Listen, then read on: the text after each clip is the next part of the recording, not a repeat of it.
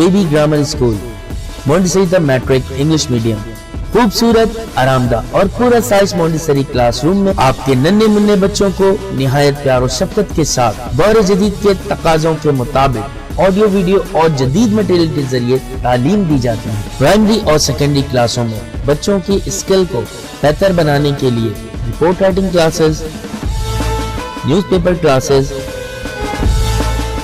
Science activity, presentation classes اور practical پر بھی خصوصی توجہ دی جاتی ہے، جس کے ذریعے بچے تھیوری کے ساتھ ساتھ عملی مہارت بھی حاصل کرتے ہیں۔ کراچی کی سطح پر اسپورٹس اور تعلیمی میدان میں مختلف ایوارڈ کا حصول اسکول کی محنت اور مہارت کا منہ بولتا ثبوت ہے۔ میٹرک میں 100% رزلٹ اور بورڈ میں کئی سالوں سے مسلسل پوزیشن۔ داخلے کے لیے رابطہ کریں کیمپس 1 شاہ ولی اللہ نگر، کیمپس 2 رحمت چوک، فون 0213 666 1749 0213 640 6946۔ کلاس 7 بیٹا سامنے کی کتاب نکالیں، پیج نمبر 52 میں آ جائیں۔ آج ہمارے سبق کا عنوان ہے آپ صلی اللہ علیہ وسلم کی گھریلو زندگی۔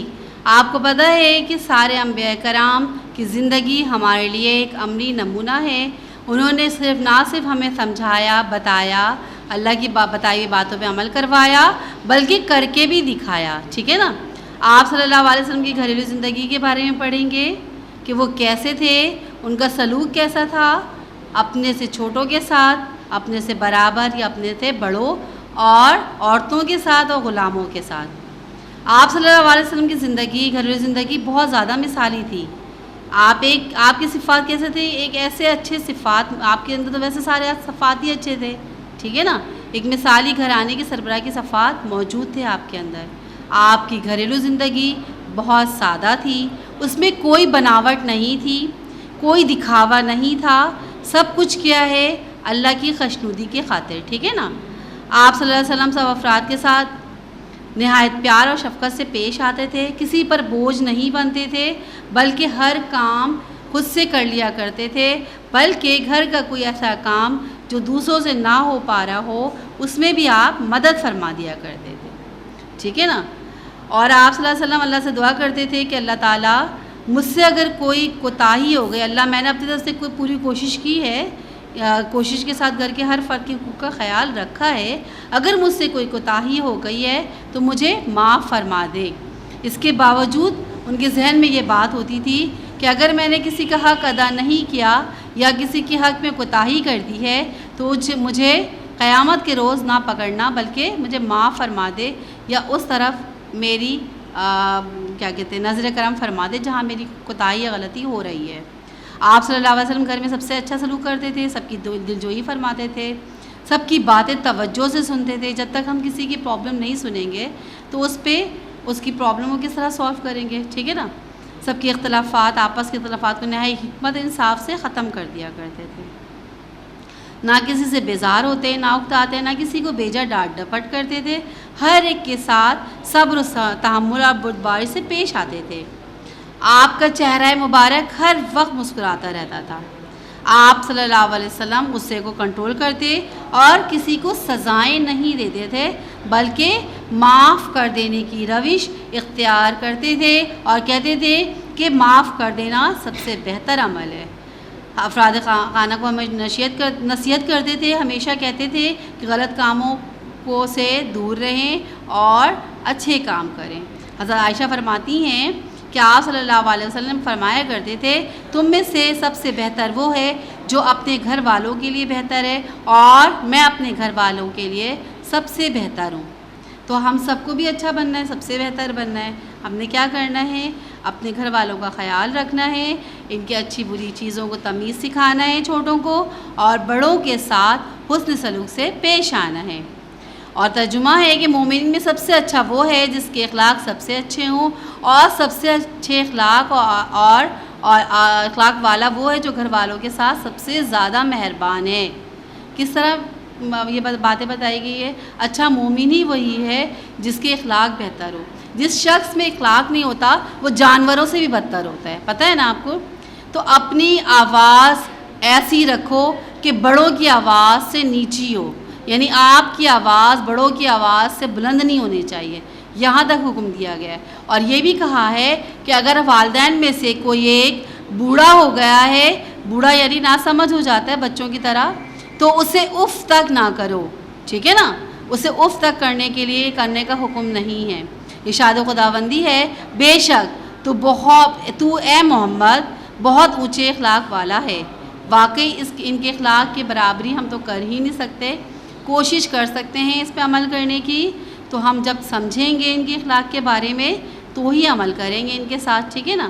نہ صرف یہ اپنے بڑوں کا خیال رکھتے تھے، اپنے اساتذہ کا خیال رکھتے تھے، اپنے چھوٹے بچوں کا خیال رکھتے تھے، اپنے بھائی بہنوں کا خیال رکھتے تھے، بلکہ اپنے ازواج مطہرات کا بھی پورا خیال رکھتے تھے، اور ان کو الگ الگ طور پہ الگ الگ طرح سے ہر طرح کی آسانی پیش فرما دی تھی، ٹھیک ہے نا۔ پھر ایک دفعہ کہا تھا سب سے نزدیک سب سے پیارا میرے نزدیک وہی ہے، یہ سب سے پیاری وہ ہے، ازواج محترمات سے کہا کہ جس کے ہاتھ لمبے ہو۔ اب سب نے اپنے اپنے ہاتھ ناپنا شروع کر دیا، بھئی ہاتھ نہیں، اصل میں ان کا کہنے کا مقصد یہ تھا کہ جو سب سے زیادہ سقی ہے، یعنی اللہ کے راہ میں خرچ کرنے والی ہے، ٹھیک ہے نا۔ تو یہ نہیں کہ اللہ کے راہ میں خرچ کرے، اللہ کے نام میں ضرورت مندوں کو دے، ضرورت مند کو منع نہ فرمائے، ٹھیک ہے۔ آپ نے کیا کیا تھا، آپ بحثیت باپ کیسے تھے، آپ ایک شفیق باپ تھے، آپ صلی اللہ علیہ وسلم کو اپنی اولاد سے بے پناہ محبت تھی، ٹھیک ہے۔ آپ صلی اللہ علیہ وسلم کا اپنی اولاد کا بہت خیال رکھتے تھے اور ان سے بہت پیار کرتے تھے، ٹھیک ہے نا۔ اولاد کی اولاد یا اس سے بھی بہت زیادہ محبت تھی۔ آپ صلی اللہ علیہ وسلم کی نرینہ اولاد بہت چھوٹی عمر میں وفات پا چکی تھی۔ حضرت ماریہ قبطیہ کو اللہ تعالیٰ نے ایک بیٹے سے نوازا تھا جس کا نام ابراہیم تھا، اور آپ صلی اللہ علیہ وسلم حضرت ماریہ کے ابراہیم کے گھر دیکھنے جاتے، ان سے پیار کرتے تھے، ابراہیم کو گود میں لیتے اور چومتے تھے۔ جب ابراہیم کا بچپن میں انتقال ہو گیا تو بہت زیادہ غمگین ہوئے، ٹھیک ہے نا، بہت زیادہ ان کی آنکھوں سے آنسو جاری ہو گئے، وہ رونا شروع کر دیا انہوں نے۔ اس کے علاوہ آپ کے پاس بیٹیاں بھی موجود تھیں، بیٹیوں سے بہت زیادہ پیار فرماتے تھے۔ حضرت فاطمہ سے بہت پیار تھا ان کو، ان کے گھر جاتے، ان کی دلجوئی کرتے، ان سے پیار فرماتے۔ اولاد کی اولاد سے ہی بہت زیادہ پیار تھا۔ حضرت زینب کی بیٹی حضرت امامہ، حضرت فاطمہ کی بیٹیوں حضرت حسن اور حسین سے بھی بہت پیار کرتے تھے۔ ایک شفیق اور عظیم باپ بھی تھے آپ، ٹھیک ہے نا۔ اور بحیثیت آقا کیسے تھے، آپ صلی اللہ علیہ وسلم نہ صرف اپنی اولاد سے، اپنے بزرگوں سے محبت کیا کرتے تھے، بلکہ اپنے غلاموں سے اور خادموں سے بھی بہت اچھے سے پیش آتے تھے، ان کا بہت خیال کرتے تھے۔ جو خود کھاتے تھے وہ ان کو کھلاتے تھے، جو خود پہنتے تھے وہ ان کو پہناتے تھے، اور غلام و خادم کا حسن سلوک سے اس سے پیش آتے تھے، ان کو کبھی کسی شکایت کا موقع نہیں دیتے تھے۔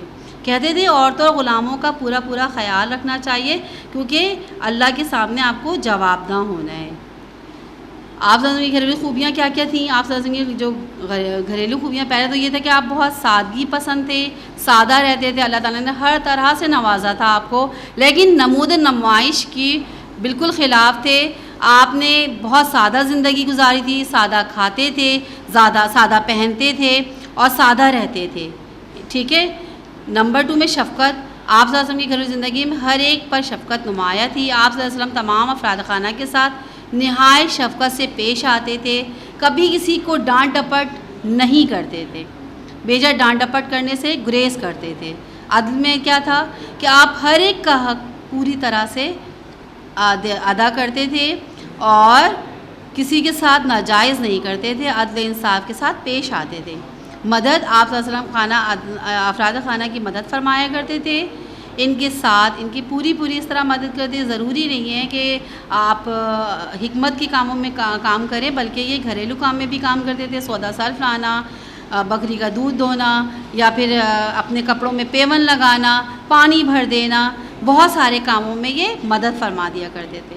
شگفتگی، آپ صلی اللہ علیہ وسلم سب افراد خانہ کے ساتھ شگفتگی سے پیش آتے تھے، کسی پہ غصہ نہ کرتے اور ہر ایک کے ساتھ مسکراہٹ سے بات کیا کرتے تھے۔ رہنمائی، آپ صلی اللہ علیہ وسلم سب افراد خانہ کی غلط کاموں میں اصلاح فرماتے اور ان کے اچھے کاموں کی طرف رہنمائی فرماتے تھے۔